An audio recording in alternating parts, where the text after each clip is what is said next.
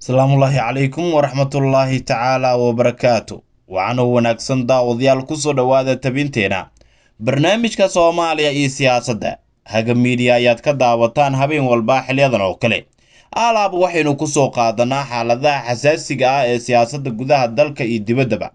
Qodobada ugu waaweyn ee caawa barnaamijka aynu ku qaadaa dhigi doono ayaa waxaa ka mid ah Ra'iisul Wasaare Xamse Cabdi Barre oo durbadiiba la soo baxay siyaasad ka yaabisay guud ahaanba siyaasiyiinta Soomaaliyeed. Al-Shabaab hubkii laga furtay iyo dagaalyahanadii laga dilay oo lagu soo bandhigay Baxdo iyo culumaa u diinka ahlu sunnada halkaasi ku sugan oo fariin digniina mar kale u diray Al-Shabaab.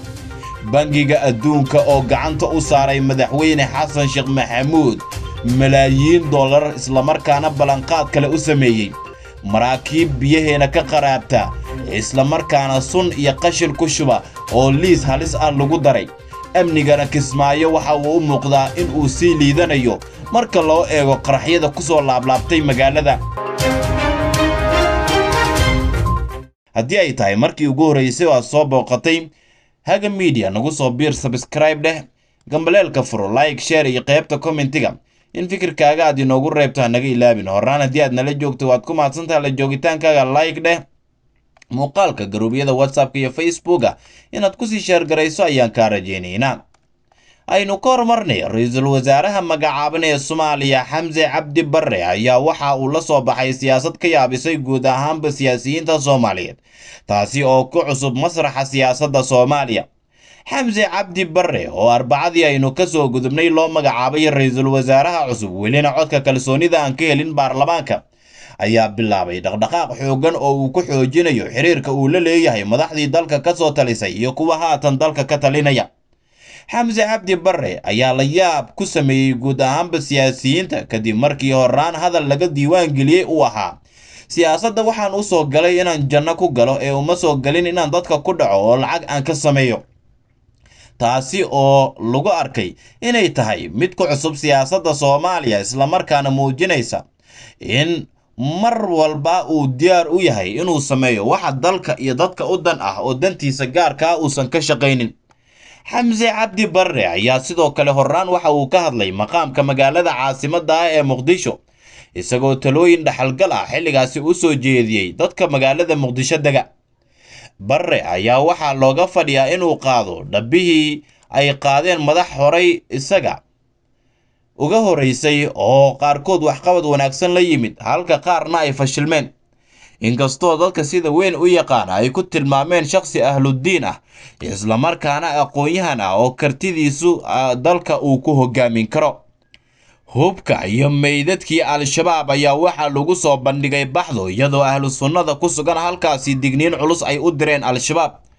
Maamulka deegaanka Baxdo ee gobolka Galgaduud iyo saraakiisha ciidamada qalabka sida ee ku sugan deegaankaas ayaa goob fagaara ah ku soo bandhigay meydadka xubnihii Al-Shabaab looga dilay dagaalkii shalay ka dhacay halkaasi. Saanad ciidan iyo meydad ayaa halkaasi lagu arkayay iyo maxaabiis nool.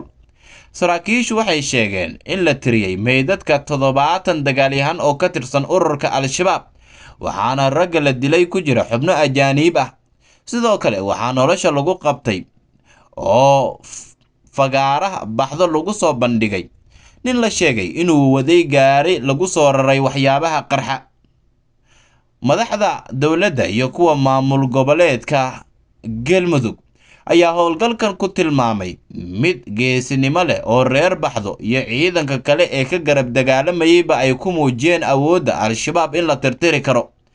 Sidoo kale ugu yaraan 42 arday oo deegaanka Baxdo ku dhamaystay waxbarashada dugsiyada sare ayaa maanta isla deegaanka u fariistay waxbarashadooda iyadoo wax saameyn uusan ku yeelan dagaalkii shalay halkaasi ka dhacay.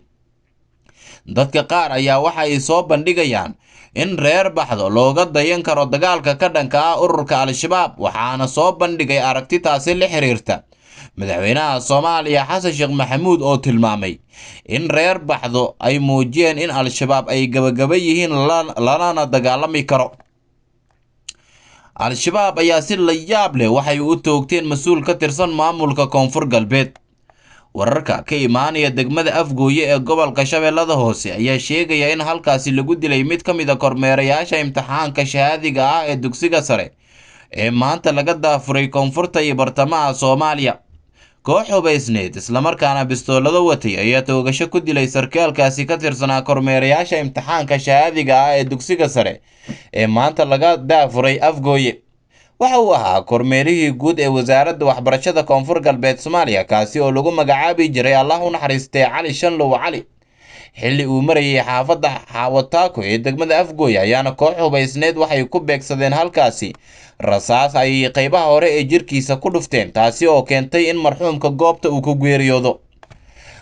Warqad qoraal ah oo ka soo baxday wasaaradda waxbarashada Koonfur Galbeed Soomaaliya ayaa looga tacsiyeeyay ehelada marxuumka, isla markaana waxaa la tilmaamay in laamaha ammaanka ay sameyn doonaan baaritaan xooggan oo ku saabsan guud ahaanba dhaqdhaqaaqa ay Al-shabaab ku dileen ninkaasi. Dhinaca kalena haddii aynu eegno xaaladda magaalada Kismaayo ayaa u muuqata in qaraxyadu ay ku sii badanayaan marba marka ka dambeysa, iyadoona haatan dadka deegaanka cabsi xooggan ay soo wajahday.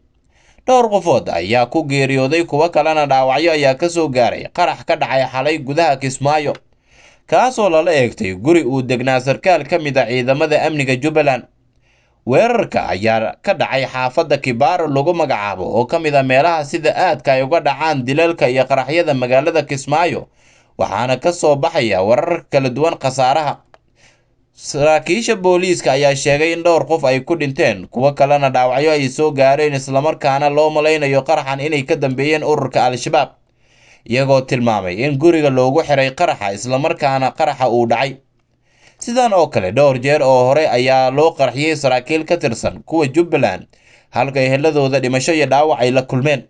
Maalmo ka hor ciidamada nabad sugidda Jubbaland ayaa baahiyay inay soo saareen miino lagu aasay iridka mid ka mid ah dadka u shaqeeya maamulka Jubbaland, islamarkaana laamaha amniga lagu soo wargeliyay. Xaaladda Kismaayo ayaa cabsi ah, islamarkaana dadka ayaa waxay isha ku hayaan sida maamulka Jubbaland uu ugu dhaqaaqi doono sidii loo xakameyn lahaa ammaanka, iyadoo Kismaayo dhowr sano ay ka mid ahayd meelaha ugu amniga wanaagsan koonfurta iyo bartamaha Soomaaliya. Shirkadaha diyaaradaha ayaa ku dhawaaqay gebi ahaanba inay joojiyeen duulimaadyadii gudaha dalka. Guddiga maamulka diyaaradaha gudaha dalka oo maanta kulan xasaasi ah yeeshay ayaa waxa ay sheegeen berito oo Axad ah wixii ka dambeeya inaysan aadi doonin gobollada dalka. War-saxaafadeed ay si wadajir ah u soo saareen dhammaan madaxda shirkadaha ayaa waxa ay sheegeen in duulista hawada marka la fiiriyo amniga uusan sugnayn, islamarkaana laanta duulista hawada hay-adda duulista rayidka ay ku guuldareysatay xaqiijinta amniga garoomada, taasina ay keenayso in shaqooyinkooda ay joojiyaan.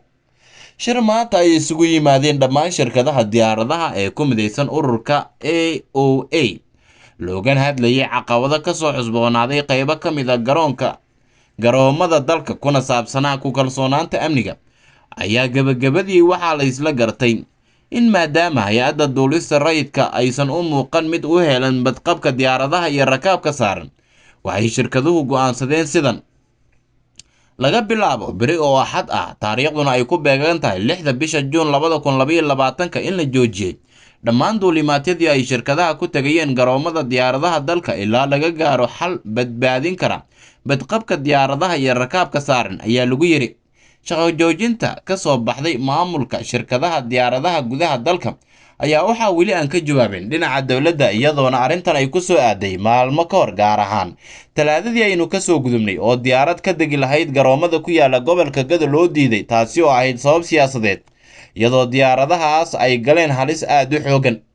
Waxaana sidoo kale la warinayaa in marba marka ka dambeysa khatarta ka imaanaysa garoomada ay aad u korortay, islamarkaana dowladda federaalka Soomaaliya ee weli aan saldhigin aysan awood rasmi ah u yeelan sidii arrintan loo soo faragelin lahaa. Bangiga Adduunka ayaa $100 milyan waxa uu ugu yaboohay xilligan Soomaaliya. Madaxweynaha Soomaaliya Xasan Sheekh Maxamuud iyo madaxda Bangiga Adduunka ayaa ka wada hadlay xoojinta wada shaqaynta ka dhaxaysa hay-adaha deymaha bixiya iyo madaxda federaalka Soomaaliya. Bangiga Adduunka ayaa Soomaaliya siin doona $100 milyan 12 bilood ee soo socota si wax looga qabto arrimaha mudnaanta leh ee dowladda u yaala, sida ay sheegtay agaasimaha Bangiga Adduunka Mrs. Christina Svensson ayaa ku ammaantay madaxweynaha sida ay uga go'an tahay inuu dib u habeyn ku sameeyo maaliyadda dalka.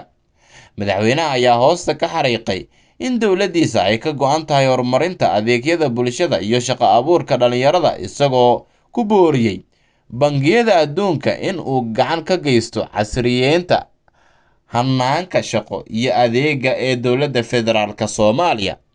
guud ahaan waa naga intaa tabinteena barnaamijka Soomaaliya iyo siyaasadda Haga Media ayaad ka daawanayseen. muuqaalkan haddii aad dhamaysatay la sii wadaag asxaabtaada kale. mahadsanidin.